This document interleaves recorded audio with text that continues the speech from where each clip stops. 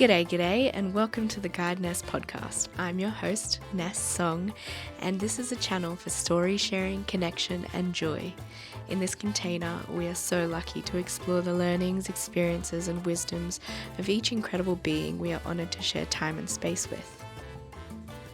In this episode, I speak to the incredible Natasha Kanenguiser. She's a traveller, a free spirit, and an alchemist of her own energy and universe. Natasha always reminds me to stay present, to stay joyful, and to remember that life is here to be lived and enjoyed. This conversation touches on everything from being our most authentic selves to love and how we seek it from external sources rather than from within. It is an incredible conversation with a few bathroom breaks in between, a little bit of disjointedness here and there, but so many divine codes within. So I know that you will enjoy it. Thank you for choosing to listen and spend a little bit of time with us here at the Ness podcast. Enjoy!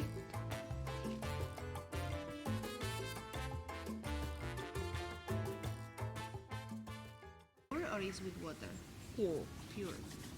Alrighty, let's drop in.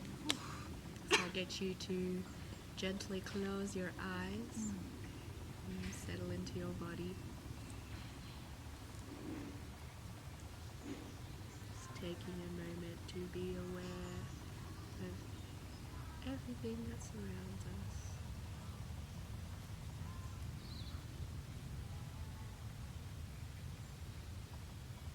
The sound of the birds around us, the feeling of our heart beating in our chest. Take a deep breath into the heart space and exhale to release.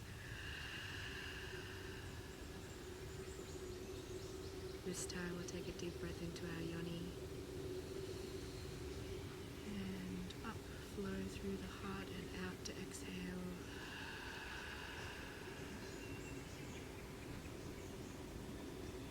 And then deep breath in all the way from our root to our crown, like a big circle of energy inside us.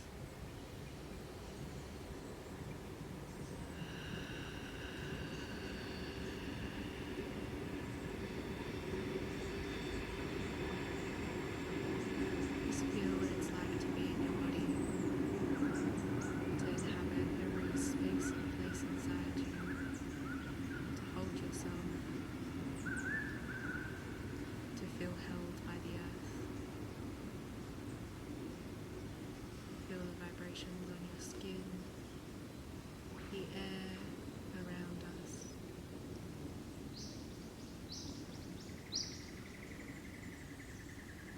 I call in energy of clear communication and open hearts to guide this conversation into a place that empowers us to embrace positive change, that allows us to let go and to follow our heart, the sound, the voice, the strength of our own heart.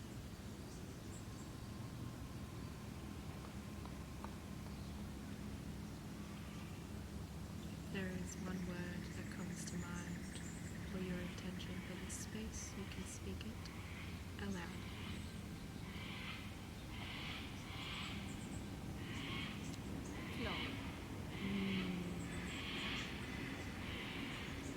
Ease. Non-expectations. Trust.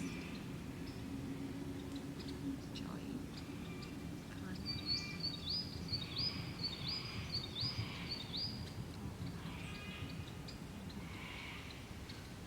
Breathe into our open hearts.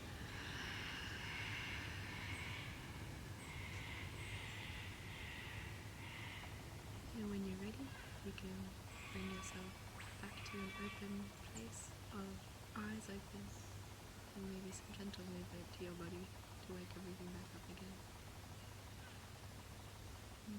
Welcome, Natasha. Hello. Thank you for having me. You're so very welcome. I'm very, very grateful to have you here and to be able to even just have this conversation with you. I feel like it's been a long time coming. Bless you. Sorry. No? You're clearing the throat chakra right now. I think I was trying to drink the tea without making noise. make noise. I think it's important. Yeah. I see. Then you can edit everything that is not necessary. True. That's the point of this. Alrighty. Alrighty. So this is Natasha, everyone. Hello. Natasha is my very good friend, but also an incredible human who travels around just living her life expression as Natasha, embodying the truth of what it means to be tapped in to herself. And I think learning along the way and sharing her learnings with all of us. And I think that's what I'm very grateful for in our friendship, because I feel like I'm constantly learning. Between each other. Yes. Thanks. But I really love the way that you carry yourself in the world, and I think that you have a very special energy that the world really needs, but also that we are so grateful for in this place too. So thank you for being here. Try my best. I would love to hear, before I do, wind back for a second. Welcome to the Guide Ness podcast. Thank you. Thank you for having me here. You're so welcome. This effectively is a container that I created so that I could speak to people that I find incredible and inspiring. Because I think there's a lot of news out there that's like, oh, the world is this and the world is that, and like, oh, everything's shit and everything's falling apart. But actually, I feel like there's a lot more joy and magic in the world, and I think it starts within our individual experiences, with how we show up in the world and how we move through the big things that we're experiencing to create love and joy wherever we go. So that is the Guide Ness Makes podcast. sense. Yes. We're recording this today on Darawal country, and I'm going to throw it over to you because I would love to hear a little bit from you about you. And I know it's a little bit uncomfortable sometimes, but I think this is a good exercise in just going out there and just being yourself and just sharing yourself. I hope you're going to ask me a question. I will say, my question is, Natasha, I really want to know more about you. Please. Such a specific question. Could you please, just tell me about what it means to be Natasha? All right. I guess when you were describing myself before, saying all this thing of traveling and discovering myself and spreading my energy around and my teachings, I think you said, this was like, wow, okay, I didn't have that concept about myself, but actually, yeah, I think it's a constant process of understanding who we are, and I don't have any clarity about that. I just enjoy who I am as I am, and I try to be more authentic as I can and try to liberate myself and feel comfortable with myself. And sometimes that's something I guess we need to constant develop, because when we arrive to a new place or when we feel alone or any kind of things that happen when you travel, actually when you travel by yourself, you start always new beginnings, and then you need to commit with yourself to show up as you are without trying to be something different, to fit in a place or to be liked by people or to be accepted. And I think this is like my main challenge at the moment for the last years when I start this journey. I feel like it's a challenge most people would resonate with. I definitely resonate with it. I haven't done that much traveling, but I find myself in situations, especially new situations, trying to mold myself to fit into the situation that I'm in, rather than just kind of coming in as my full Vanessa, my fullness. Fullness. But I feel like that's shifting. I think it's shifting because there are people like yourself embodying what it looks like and constantly learning along the way and showing, I guess, that when we step up into this truth of like, hey, sometimes I feel lonely and alone, and sometimes that makes me do things that aren't really normal. Genuine. Genuine. Yeah, actually, thank you. That's such a better clarity. Sometimes that makes me do things that aren't exactly genuine. Developing or getting closer to these tools, but actually we are creators, and this is not just a way of saying it, this is really how it is. And the thing is that there are specific ways to do this. There are a lot of different ways, but at least the things that helped me or worked for me, and this is from the place that I like to share it, is that people, when they think that they sit and meditate, okay, yeah, let's sit and visualize something. It's much more complex than that, and you need to put yourself in a specific state to make that deep and real. Because then, yeah, we can have a lot of imagination, or the will of power, the will of wanting to do something with that can be there. But then if you don't put your whole system aligned to work with the field of creation, you don't get that deep, in my opinion. That's why I combine different tools where first I try to guide people in a alpha brainwave of state where you are more relaxed and where the body is not interfering with the mind process.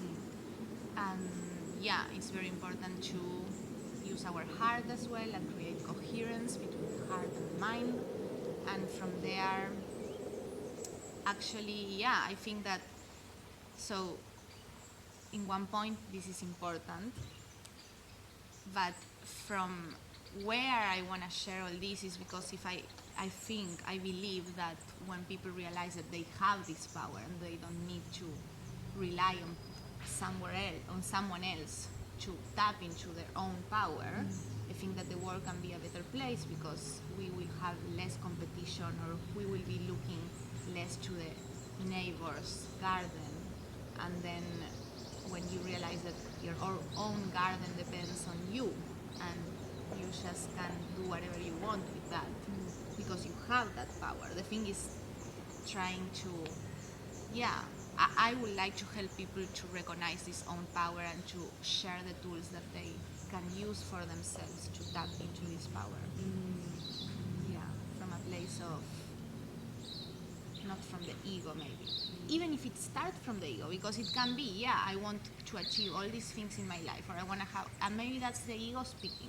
But once you realize that you are actually able to do whatever you want, then you can start to leave the ego aside. There's so much in that. I mean, even when you were talking, I felt like a noticeable shift for me. Like, I think sometimes, so I can go into my brain space or I can go into my heart space, but sometimes I feel like the coherence between the two gets a little bit muddled. But the code that you just shared, it made a lot of sense, and I was like, oh yeah, they need to be talking, because otherwise that doesn't work. And I'm like, okay, flow, it already feels like it's going now, that's great. And then you also mentioned creation, which I'm just like, oh, okay, so in order to flow through the state of creation and manifesting things in our lives, I think it's important to make sure that that flow between the brain and the heart exists. But I guess I present another understanding as well, because you did also mention the ego too, and I think it's important that, one, we know that we want certain things, so it gets us closer to the places that we want to go. I want to make a differentiation between a healed ego and an unhealed ego. I think an unhealed ego is something that makes us react and makes us inflamed in certain situations because it's a scared part of us, a hurt part of us. It's like lashing out from the darkness.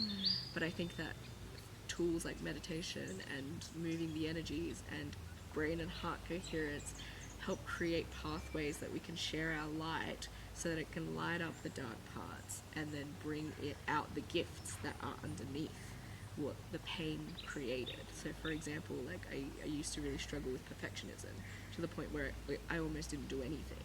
It was hard for me to even start this podcast because I was like, everything I say, blah, blah, blah, blah. And then I was like, okay, all right, I need to first understand that this is a child that was born and created in me from my upbringing, from my cultural conditioning, but also from generational conditioning as well.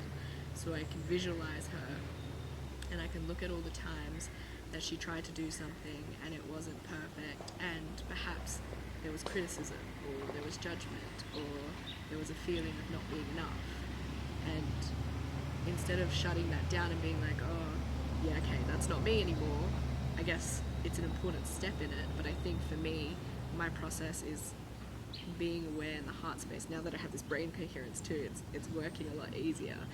But completely, the perfectionism, I just relax suddenly. Like, you remind me even doing this, that is just a conversation between two friends, you can still feel the pressure of, oh, wait, I should think on the answers, I should sit properly, I should say everything I have to. And yeah, it's like there is so much pressure on that in everything we do. And as I was telling to all of you yesterday in the circle we did, the human circle, I think that it's really everything about freeing ourselves from all that. Because, yeah, at the end we have different levels of conditioning, but perfectionism is one that a lot of us we have in different levels, but still is there. And that's not doesn't allow us to be ourselves. It's like really, yeah, there is so much expectations to be in a certain way, or to be a certain being. And I think, yeah, that comes from wanting to be someone. Otherwise, if you are not someone, then you cannot fit in this world. We need characters, we need people with names, and that's kind of something. It has the good and the bad thing, I guess, because it pushes us to do better, or to try to recognize which are our gifts and try to share, but not from a place of needing to be someone, only from a place of, okay, this is helping me, so let's share it. Otherwise, it can be very like the need of, how do you say when you pertenecer? Trying to taste the word. Where is it? Of when you are part of a community, you belong. Yes. Ness, come on. Oh, what are you talking about me? You Belong. got it. The need of belong in this world. Yeah. And I think, yeah, we are learning to belong in different ways, without being to be someone, without being from ourselves to be recognized as someone. And that's a big thing, because from where I come, you have to, otherwise you die, basically. Yeah. I think that's been most of the world for such a long time, you know, and I think that, you know, most people, everybody, I would say, is aware that something is not quite right. You know, there's a heaviness that sits in all of us. Sometimes people feel it as like a hole or a gap where something feels like it's deeply missing. And I think we try and fill that with things from the outside. We're like, oh yes, more things, more stuff, that'll fix it. But I think even people can't fix it. Other people can't fix it. It's like a yearning almost for us to really just be ourselves with ourselves, and then to find other people who are ready to do that with themselves and create more congruency and coherence, not just within ourselves but with each other. Because I think that's something that we're really missing. Like, I find that sometimes even with our families, we can't even have these kinds of conversations or discussions, because there's just almost like this inability to see past the pain that we hold as individuals, to see each other's pain, and then to meet them there without trying to fix or change it or make it better or try and blame it on someone else. I think people are terrified of taking responsibility, because taking responsibility means also telling the truth, and the truth is something that I think people are scared of. I was scared of. I am still scared of the truth sometimes. And I think sometimes, though, when we invite ourselves into the arena of telling the truth and being honest, it can be so freeing. Because I think the root of the truth goes to the point you mentioned before. That's that fear of being alone, the loneliness, and not from a bad perspective.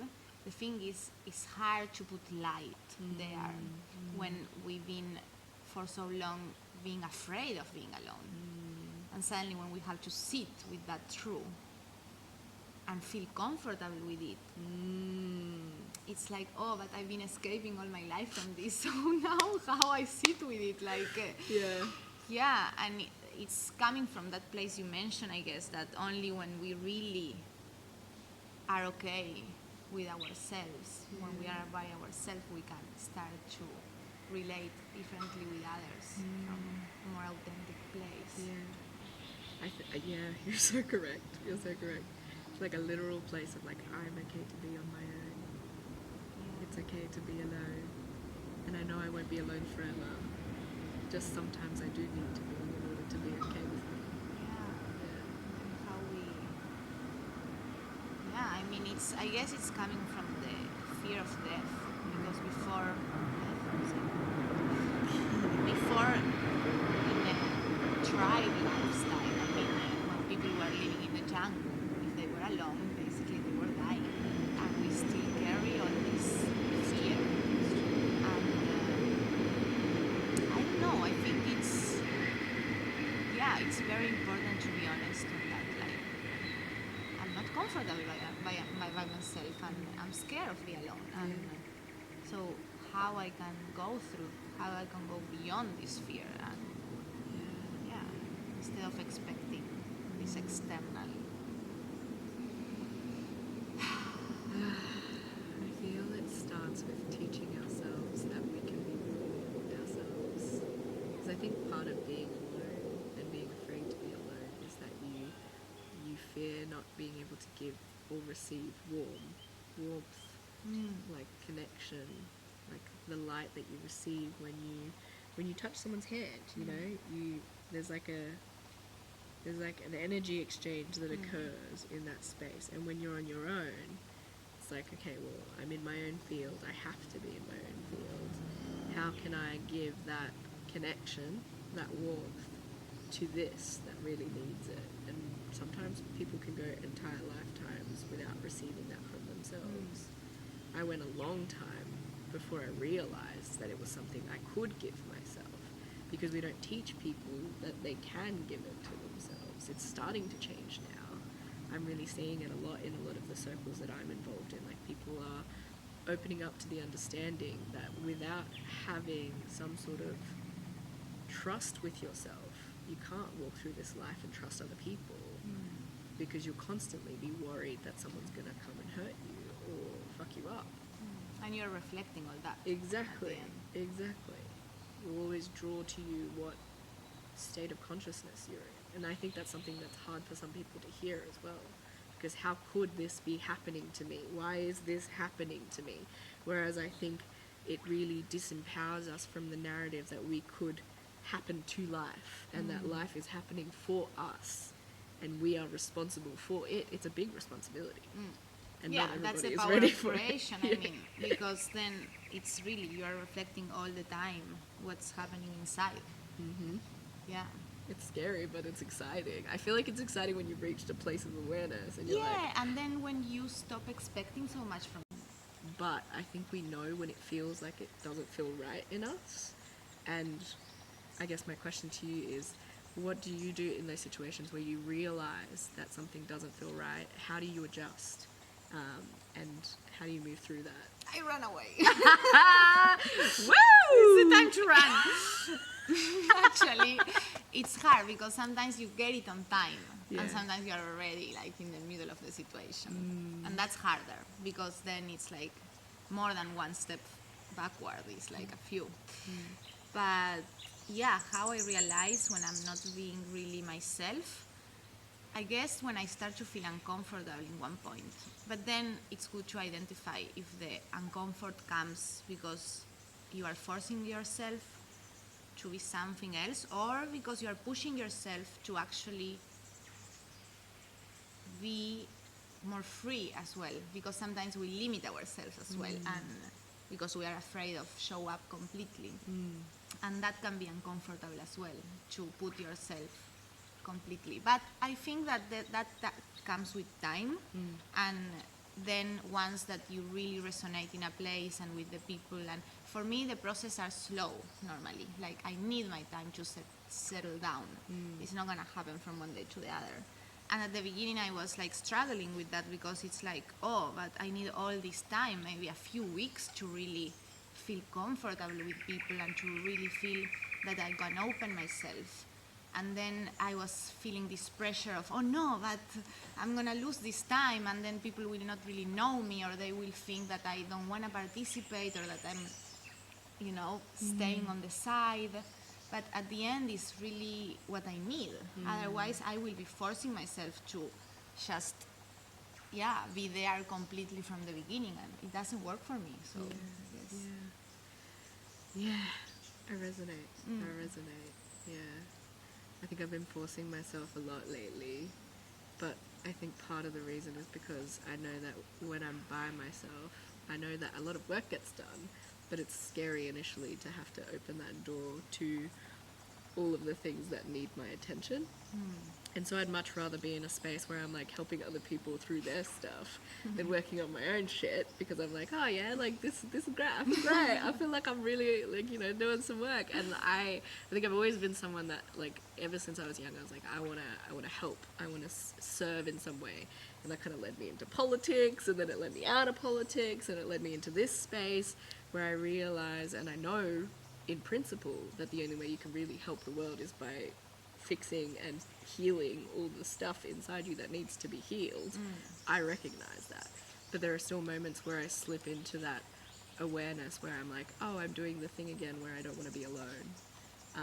And I think that comes from like a place of internal loneliness where I think it's like you mentioned, that fear of like missing out on a situation, or, perhaps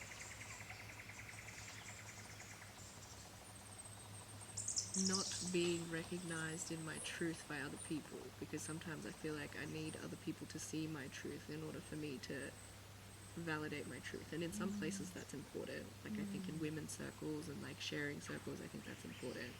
But I think sometimes I'm currently learning how important it is to share what you feel in the moment is necessary for sharing, not just everything. Like, oh, I healed this the other day and blah, blah, blah, blah. I'm just going to tell you everything, because you don't need to know everything. But I think sometimes it's easy to get into that trap where you're like, oh, this is how I help. And I think it's nice to share our healing process once that we really feel we are doing something about it. Like once that we start to feel this click, because once that we put it outside, sometimes when it's only inside, it's just, I think that exteriorizing things, I'm saying it well, makes things more real sometimes. And then when you hear yourself actually speaking about your own truth or about your own process, it starts to make more sense. But only when it comes from like a genuine space or from a really authentic space, not from I'm trying to heal faster or to show everyone where I am, or it can happen. Not to show everyone, but sometimes it's like this feeling of I want to be there, so I'm trying to be there, and then maybe you're not there yet, and it's okay. It's funny, my body does things sometimes, and even when you were speaking, my ear was like doing this thing. It didn't hurt, it was just kind of like a poking in my ear, like saying escucha. Which for English speakers means listen. Because sometimes I feel like this stuff, like I need to really listen from here and not so much from here, because sometimes I worry that if I try and listen from here, I won't remember, like I've got to write it down or something. But I feel like in these interactions, sometimes it just helps being completely present and allowing what comes through to just go from your mouth into here, and then see what works, see what doesn't, and then let it move through you, and that's considered complete, I guess. I have a question. So you mentioned processes, and I guess there's a lot in everybody's different processes, but particularly I'm interested to hear a little bit about what your process of change and letting go looks like for you. Good question. Well, I think it always comes to the same source of being more authentic and being more honest with who you are. And for that we need to let go a lot, because it's all this conditioning that we carry that is not really us or ours. And it comes from generations and generations, or from cultural as well conditioning, or from our families, from where we born, from the school, from the teachers, from everyone that interact in our lives, put a seed on that. And then because maybe when we are not that aware of who we really are, or how we want to develop in this world, how we want to show up, or how we want to live the life, then we start to take all these identities that are not really ours. So when we start, I guess, the process of awareness, or try to live more conscious, then the questions start to appear. Okay, who I am then if I'm not all this? But identifying already that you are not all this is a lot, because we've been identifying with all these different characters for so long, and suddenly let them go, or saying, oh, actually, even if we like these characters, because they can be beautiful, I mean, that's why we pick it from others, but it doesn't fit. So even the good characters or the bad characters, they need to go out at one point. And that's a process of letting go. I think identifying first who we don't are, so we can start to see what is behind all that.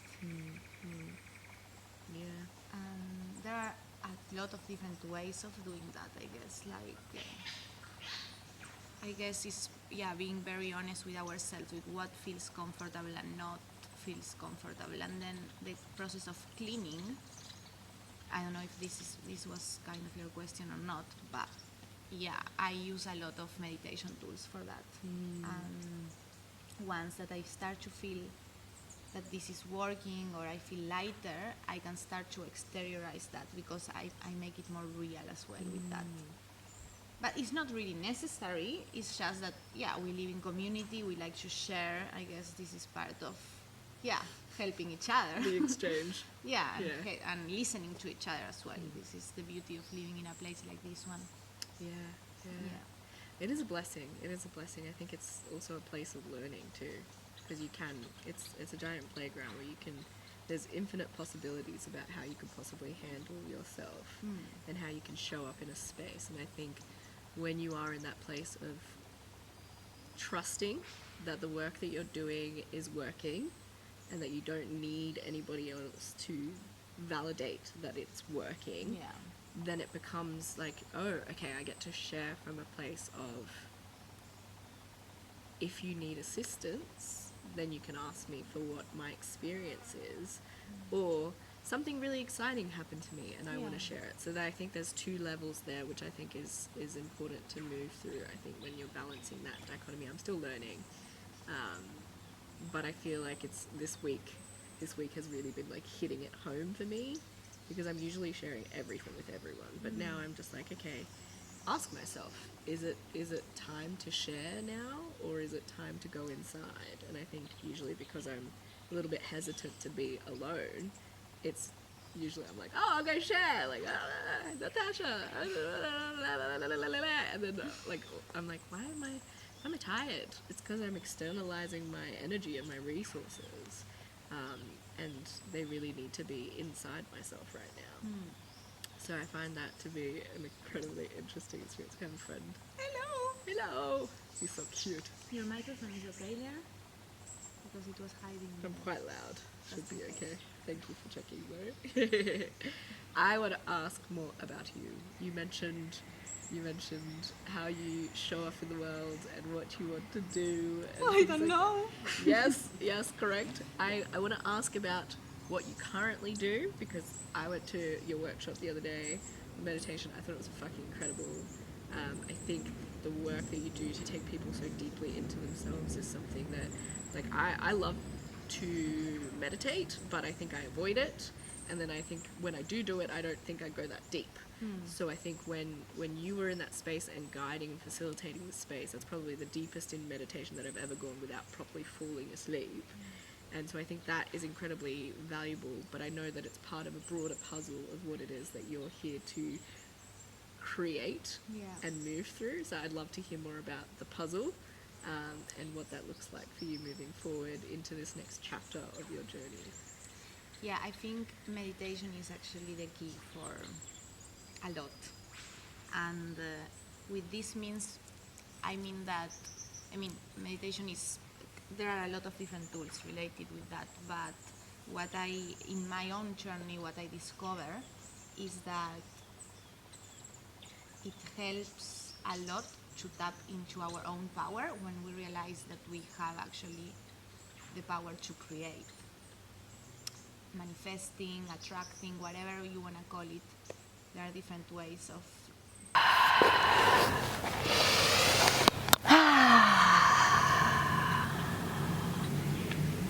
Let's talk about love. Oh no. The energy of love.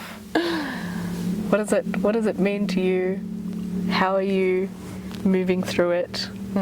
How does it sit inside you? Yeah. Well, I think I'm a bit addicted to love. Aren't we all? Yeah, I like love a lot. But I think that, yeah, there is a big difference between external love and self-love. And I am now on the journey of finding the self-love and making peace with it. But I have more experience about the external one.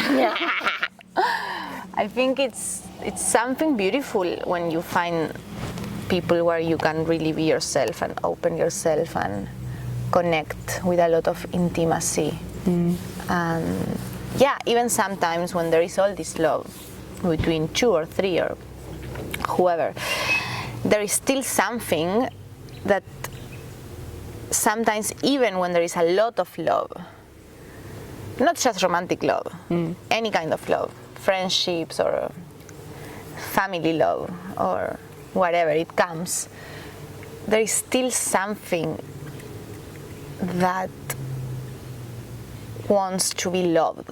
And that's why we look for that. Because maybe we still cannot accept completely all that, or maybe we cannot give all that love to ourselves, so that's why we try to be loved from the outside. And yeah, I think it's a big journey to make peace with finding ourselves more comfortable with who we are and trying to connect from that place, more from external instead of external validation. Yeah. And it's tricky to figure it out when you are going from this place or from the other one, I guess. Yeah, I feel that. Yeah. I feel that. Immediately, even when you were just talking, it just sparked so many awarenesses in me as well about my own experience too. Like, I think that it can be very easy to mistake attention, affection, or external validation as love. And I think we're not taught the difference of what it truly means to love and to be loved. Yeah. So for me, I think I've chased that kind of, I would say, surface level love from so many different places in so many different ways over my life. Like shout out to Lewis. I chased a boy all the way to Perth for like a whole year. Like just flying to and from Sydney and Perth, expensive as shit, credit card debt, and probably one of the biggest learnings that I've ever received in my life, because I think the way in which I was taught about love was that if you kept giving of yourself, then maybe you might receive something in return. And I think that can be a very dangerous way to share love, because there is no guarantee and there should be no expectation on how you receive love or how you give love. Because that's the conditional love. Exactly. So I think what we truly deeply inside ourselves are actually seeking is an unconditional love, and a love that's not been conditioned by the conditionings that we've been conditioned by. And it's a fucking hard job. Yeah, my God, because at the end, every relationship has to have some reciprocity in one point. Otherwise, you drain completely. But then, if you think about the love from a mom to a son, she's not expecting to have it back. And that's unconditional love, I guess. Yeah. And I guess that also comes with so many things as well, because we're all operating from different wound spaces and hurt selves and blah, blah, blah, blah, blah, blah, blah, blah. But I feel like when we offer a love of a parent within ourselves, to ourselves, especially to the children in ourselves. Like, I always like to think of the heart as the mum and the mind as the children, and as soon as there's a child that's like running out of whack, I'm like, okay, what's going on, my little kids? Let's see, let's sit down, let's have some tea, let's take a breath, it's gonna be okay, show me who's talking. But if they're scared that I'm gonna judge them, or that I'm gonna punish them, or that I'm gonna hurt them, they're not gonna come to me, they're not gonna tell me what I'm supposed to be healing. But if I create a space of play within myself, where it's in a play, and I'm like, oh, come on, you little crazy judgment girl, come here, like, let's have a chat. It's more likely that I'll be able to bring that version of myself to love, to light, than if I was to be like, oh, I judge myself, I hate myself, I blame myself for having these parts of myself that are dark and disgusting and ugly and shameful and all of these things that we call ourselves sometimes. And it creates this heaviness in our field and in our hearts that I think is the reason why most of us struggle so deeply, is because there is this war that's happening inside us that doesn't need to be a war. It's like we just need to put down our weapons and be like, okay, how can I create balance and unity in myself? I think we want to create unity consciousness on the planet so that we can all get along with each other and be like in a place of reciprocity and love with each other. But we can't do that with each other if we're not doing that with ourselves. Yeah. And yeah, and I think that at the end, when we look for that reciprocity and when we don't have it back, sometimes we forget that we are all going through stuff, and that other person has 1,000 things going on as well. No, it's not just you or just us, that we are going through our own processes, and then expecting the other one to give you back what you want to give or what you want to receive. It's a lot. And it's a constant reminder, I think, finding like, don't take it personally, like just allow them to be. And then there has to be some kind of, how do you say this, like, not discrimination, but when boundary. Yes, maybe boundaries, but there is something that you should kind of need to notice as well when you want to participate or on that, or maybe when you want to accept the other ones completely as they are. Because sometimes it's temporary, this reciprocity, sometimes it can be forever, and then it's really up to you if you put yourself there or not. And that's not wrong or right, I guess, it's a choice. And it's a process. I think it's a constant process. Like, even in this exchange, I can feel myself, like I can set an awareness inside me where I'm like, I want this to be a space of reciprocity. Like, that's an intention that my mind creates, and I'm moving out with my heart energy. And then I can feel myself sit in places where you're giving your wisdom, and I'm like, okay, I can receive now. So it's being aware of like, I'm in receive mode now.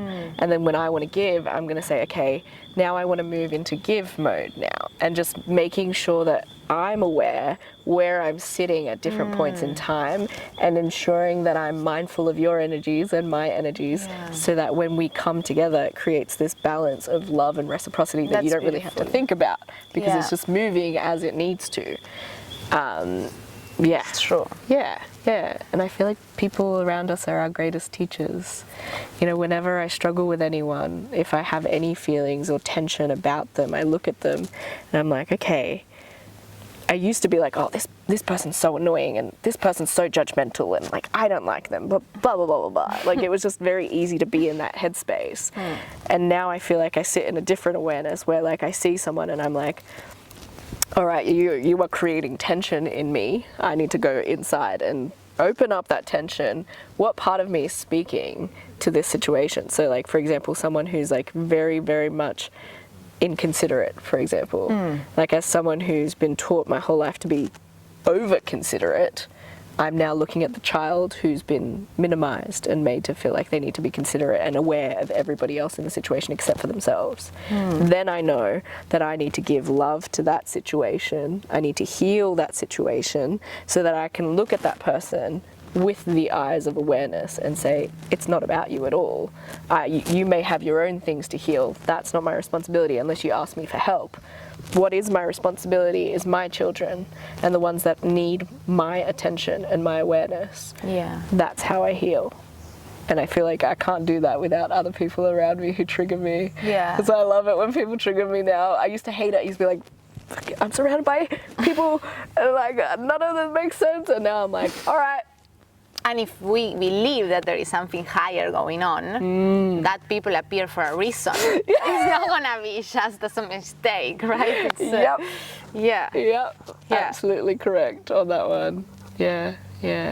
But then I guess it's still a choice of like accepting people as they are, because at the end everything is about the perspective. Maybe you see someone in a different way completely than I see them, or whatever. But then I think it's one thing is accepting everyone as it is, as they are, and another thing is choosing with who you want to spend your life or your time, because then, I mean, the first one, I think it's a must if we want to have healthy environments.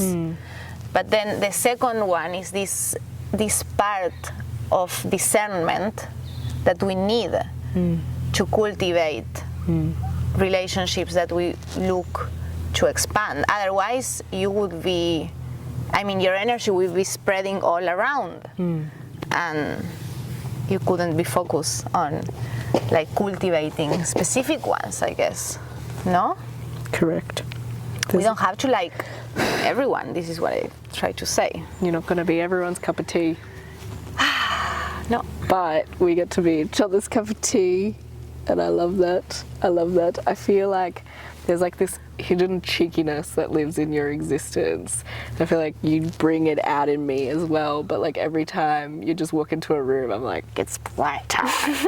It's time to have a good time. And sometimes I just look on the side, no, Ness, it's not the time. Yeah, that's me to you sometimes. I feel like sometimes in the kitchen you're like 100 and I'm like 20 and I'm like, I don't have the space for this right now. It's not the moment. Yeah, absolutely.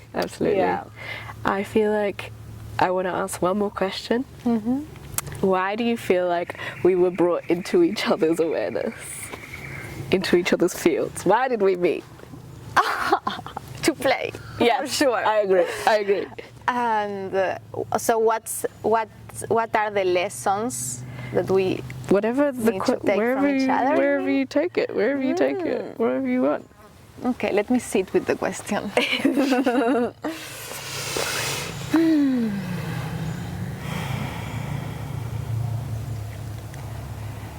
Yeah, I think I can see myself reflecting on you a lot, and I guess that I'm learning too much, a lot between each other to judge less, to accept more, to feel more compassion, and that brings me a lot of compassion for myself, because it's easier to feel compassion for you maybe, but then when I am feeling compassion for you and I understand that all that compassion that I have for you and all that love I have for you is just a reflection, and then in the moment that I see, oh, little Ness, as Josie says, little Ness, I can see you and I can love you and I can understand your pain and your happiness, and every part of you is like, I can finally see all that from myself as well. And I think that's the reason that we reflect each other, because sometimes we don't see all that from ourselves. And we need that mirror to show us, look, everything you have to learn from yourself is here. And then, oh, right, okay, I can see it better now. And yeah, you teach me a lot about myself, I think. I would say it's mutual. It's very mutual and reciprocal. Yeah. It's just a constant exchange, I feel. And I feel like you've been such a powerful teacher for me in this space as well. Just hearing the way that you talk about energy, about vibrations, about magic, about the world, how you see the world, how you encourage other people to not sit too hard into their own pain. I think it's important. It's an important reminder to help. I think you open people to love in the way that you move in space. I feel like that just even, you don't even have to say anything. I think sometimes you're just in a space and people are like, you help people expand. And I'm very grateful for you. Thank you. I hope so. I feel so. Right. It's important.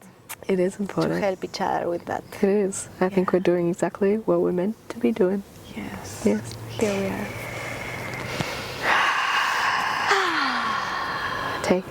Take a few deep cleansing breaths. We thank our guides for this channel, for all the cool things that we explored and all the integrations that we moved through. Thank you for this space. Thank you for Natasha. Thank you for this container to be able to connect and speak deeply in this way. Thank you for truth.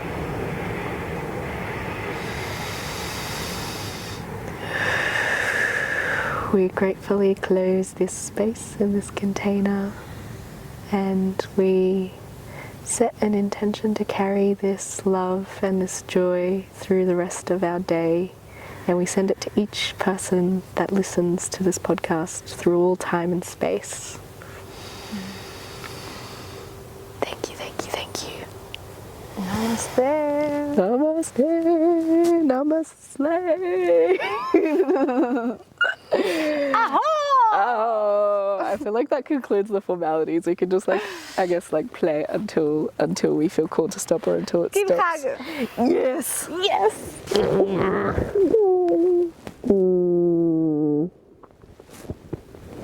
Thank you. Thank you.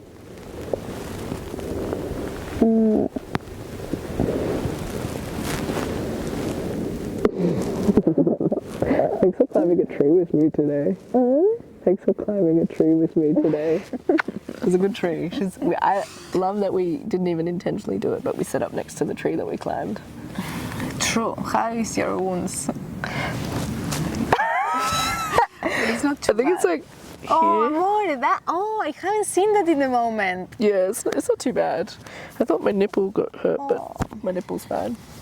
I think I think yeah, so. Because this part of you that like the pain. Yeah. Yes, finally. My body is aligned now.